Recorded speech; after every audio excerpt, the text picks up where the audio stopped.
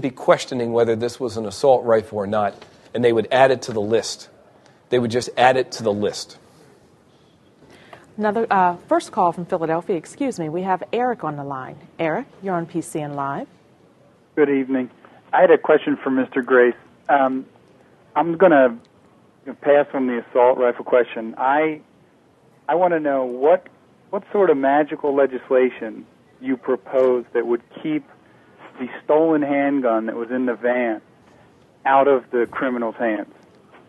I'd be happy to explain that. And again, I'll use the words of a police official who we support, a police official who testified in Harrisburg in December and explained that when police investigate a crime gun, which has been used in a gun, and trace it back to its original owner, more often than not, overwhelmingly, the answer they get is, well, that gun was lost or stolen. And because there's no responsibility for the handgun owner to report it lost or stolen to the police, that part of the investigation comes to a dead end. Police believe that if they have a lost or stolen handgun reporting requirement, which, by the way, has as a first penalty just a summary offense, this is not designed at all to get at a law-abiding handgun owner. This is designed to get at the straw buyers that buy weapons in bulk, sell them on the illegal market, where then they wind up being used in crimes. The kind of a gun that wound up in the van of three robbers that, Teresa, was implicated in the death of Officer Lisbinski. If I could finish. Mr. Stolfer keeps saying that we never say anything about whether these kind of people should be in jail. Let me be very clear. Those three people should have been in jail. So we have common ground with Mr. Stolfer on that. Let me see if I can't find some common ground with him. Why wouldn't he agree that an offensive weapon like the SKS has no place in the daily stream of life in Pennsylvania, and that we should work together to get that kind of a weapon off the streets of Pennsylvania? Because you're predicating the rights of law-abiding citizens on the misdeeds of those criminals. What's the right of a law-abiding citizen? Excuse me, let me finish. The fact is that the law-abiding citizens should not be held responsible, and their freedom should not be limited by these people. These people should have been in jail. And what about freedom? Don't you understand? The fact is that these firearms, like the other caller said, are no different than any other semi-automatic firearm. Because you dress it up different doesn't make it function any differently. I mean, this is a disingenuous argument. Again, the National Academy of Sciences, say this again, said this didn't work. It doesn't stop crime. What is it that didn't work? As a matter of fact, if you look at England, England has the kind of ban that you want. And yet they have running gun battles with AK-47s on the street. Mr. Stouffer, what type of ban are we currently talking about? An assault weapons ban or just a ban of this particular rifle? They have a complete ban on every firearm except selected types of shotguns that have to be kept in a certain locker at their gun club. And as a result, their violent crime rate with guns is higher than America's per capita. That simply isn't true. It's increasing at 300%. I have the Justice Department study. That simply and the isn't United true. Nations has said that England and Scotland are the most violent industrialized nations on the planet. And I have those studies too. So don't tell fibs about what really is going on. Now, Mr. Grace, brief response, and then I want to get back to the phones. Go ahead, sir. It simply isn't true. Any respected public health researcher who has looked at the issue of violent crime rates in modern industrial countries know that our crime rates compare with other countries, England, Scotland, Japan, among most types of crime with one exception. When the crime becomes gun crime, when the category is gun crime, our rates of gun violence just jump off the charts. That's not true. That's you because know it. No, it is. It is overwhelming. To prove it. Well, we have plenty of studies, and we could discuss dueling studies all night long. I think most people know intuitively. Yeah, but yours have been discredited. There's no point in doing it this way because we could discredit your studies as well. The point is that I think if I could finish, I've been listening to you patiently. I think most people intuitively know that we have a problem with gun violence in our state and in our country, and that we know what to do to deal with it. You know, in the 1960s, The traffic industry, when there was a huge number of traffic fatalities, many steps were taken to make the product safer, to make the car safer. As a result, fatalities on our highways came down drastically. We know the model of what to do with regard to the gun industry. The problem is the huge lobby of the NRA has legislators still unwilling to do the right thing. The people of Pennsylvania clearly want change on this issue. They're clearly with us. 96% of people in Pennsylvania want a lost or stolen handgun reporting requirement. Why? Because it makes common sense. No, because you lied about the issues. I'm speaking as plainly as I can about the issue. No, you haven't talked about the legislation. I'm prepared to do that. With rights comes responsibilities. What is there about a lost or stolen handgun reporting requirement that would cause any problem for a law-abiding handgun owner in Pennsylvania? Do you want to discuss that? Fine. I'm right here. First of all, the summary of offense you're talking about is going to be carried for the rest of your life. It'll probably be a reason to be denied a concealed carry permit. On top of that, if you lose more than one gun, those offenses are compounded. So you could get a summary, a misdemeanor, and a felony at the same time. And this was part of the debate on the House floor. It was a poorly written piece of legislation. And on top of that, that's not all that was involved. You were putting a criminal burden on gun dealers to counsel customers as to what's actually involved in the law in lending or loaning a firearm. There were whole other components to this that caused this law to fail. And Sherelle Parker never talked to us, even though she said so on the floor. And we've been more than willing to work with legislators to fix these problems. But you don't want to do it. Sherelle Parker and the Philadelphia legislators don't want to do it because they want to deflect attention from their responsibility in going after the criminals that are shooting cops and shooting up citizens. And that's what we won't stand for. The gun owners in Pennsylvania are not on your side. And every gun owner I've talked to about lost or stolen and explained the law in a better fashion than you and Lev Dansky have, they are totally against it. And I have done this in repeated gun clubs all across the state. So the fact is once the facts are known, you lose. Gentlemen, back to the phones. We have John on the line from Philadelphia. John, go ahead, please.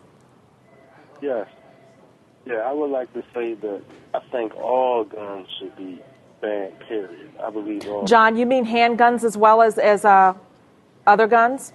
Handguns and assault rifles, because when people they get these handguns and they still, somebody reported and a criminal gets this gun and he kills somebody, I guess the case is still just closed, just because this person reported this gun after this killing happened.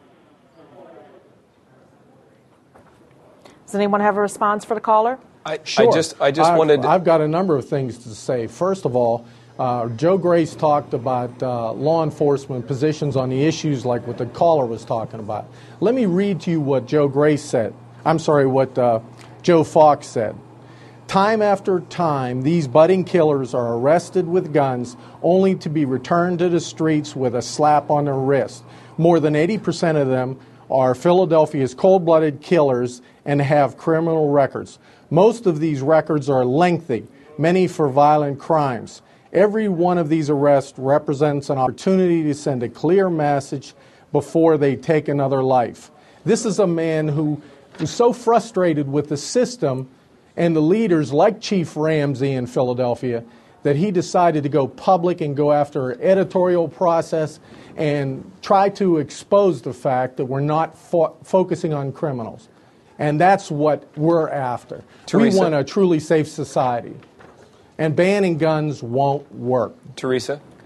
Mr. Grace, brief response? I just wanted to point out just a couple of factual inaccuracies. Chief Ramsey wasn't even the police commissioner here when Chief Detective Fox, who I respect and worked with, was the chief of detectives. But I want to go back just a moment ago to something Mr. Stolfer said about that's why gun owners don't want any of these reforms. In a recent poll that Ceasefire Pennsylvania conducted, 92% of gun owners who identified themselves as gun owners in that poll said that they supported a common sense reform, such as when your handgun is lost or stolen, report it to the police. If your car is lost or stolen, you would report it to the police. I still fail to see why a reasonable step, such as reporting your handgun lost or stolen to the police, when police are asking for this reform, would in any way take away anybody's rights. And I want to be clear. If I could continue. I haven't interrupted. You're advocating this point. Okay, gentlemen, if everyone talks at once, we cannot understand you. Mr. Stauffer, very brief response, and we need to get back to the phone, sir. I'd like to know why Ceasefire PA doesn't want to listen to the National Academy of Sciences when they say what they're recommending doesn't work. Nothing they've recommended works, and why we're pursuing this course of action. It's illogical and it's unconstitutional. Stephen from Erie, you are next, sir. Hello, Stephen, are you there? Let's try one more time. Stephen, are you there? Yes, I am. Can you hear me? Thank you, sir. Yes, go ahead. Hi, Mr. Grace. I have a very brief question for you. I'm just curious, if criminals don't have to go through a PICS check, NICS check, or they can just decide to break into my house and steal my handguns, then why should lawful citizens be prevented from acquiring weapons to protect themselves from those types of threats? People don't even have to obey the law to begin with. I'm sorry, I don't understand the question. You'll have to repeat it. Sir, it's as simple as this. Why should there be restrictions in place for people with no criminal record that are able to purchase a firearm if criminals don't have to go through these loopholes, these hoops, these restrictions to acquire their firearms? Is the caller suggesting respectfully that we have no laws or regulations at all? No, absolutely not. But there's reasonable restrictions. Sir, wouldn't you agree that any kind of hunting rifle could have been used to kill Sergeant Luzbinski in Philadelphia?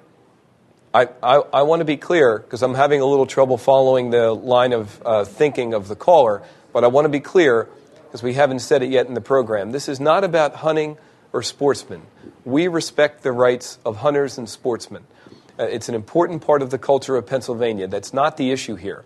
The issue is clearly access to illegal handguns, and because of the recent murder of Officer Steve Lesbinski, the issue also is assault rifles like the SKS. But I want to be clear, it's not about law-abiding hunters and sportsmen. We respect that culture in Pennsylvania, and we respect it in the country. That's not the issue. Let's squeeze in another call, and we have Robert on the line from Scranton. Robert, go ahead, please. Thank you, ma'am. Gentlemen, we got to stay on focus. I don't believe that the assault weapons was the initial purpose of this entire show. I don't know. I guess I could address Mr. Gracer. When we referred to this assault rifle, I'll stick to that one that was used to kill this police officer. Can you name, yes or no question, sir, can you name one other incident in Pennsylvania or the country where an assault rifle has been used in recent history? Like that? Well, unfortunately, I can. The SKS assault rifle has been used to murder 15 law enforcement officers in the last 10 years in the United States. 15. Officer Lesbinski was the 15th. This is a pressing national problem, that issue and that rifle. I agree with you that we originally were going to talk about access to illegal handguns, but given the murder of a police officer in the line of duty with the SKS rifle, I think it's a compelling part of the debate. That's why one of the things we've asked for is for gun dealers, law-abiding gun dealers, to voluntarily stop selling the SKS in Pennsylvania. As Governor Rendell said the other day when he echoed our call, the rifle, the weapon, has no place in the life of Pennsylvania. There's no legitimate purpose for it. And so we asked gun dealers voluntarily to consider stop selling that SKS rifle. Well, we're going to give both of our guests a chance to take a very brief break, and we're going to look at some upcoming programming here on PCN. PCN, the Pennsylvania Newspaper Foundation, and Trib Total Media are co-sponsoring a town meeting live this Wednesday night at 7 p.m.